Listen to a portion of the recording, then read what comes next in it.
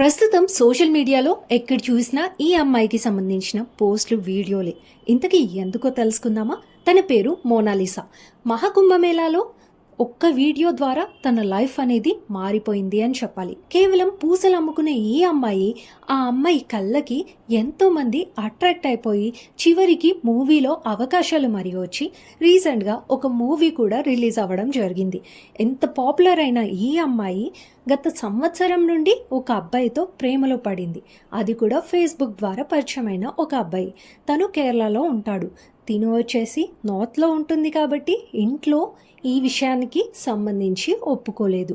దాని వలన తను కేరళ వరకు వెళ్ళి లైఫ్ కంటే ఆ అబ్బాయే ఇంపార్టెంట్ అనే డెసిషన్ తీసుకొని తనతో పెళ్లి చేసుకుంది. అది కూడా అండర్ పోలీస్ ప్రొటెక్షన్. సో తనకి సంబంధించిన ఈ వీడియో అనేది సోషల్ మీడియాలో తెగ వైరల్ అవుతుంది.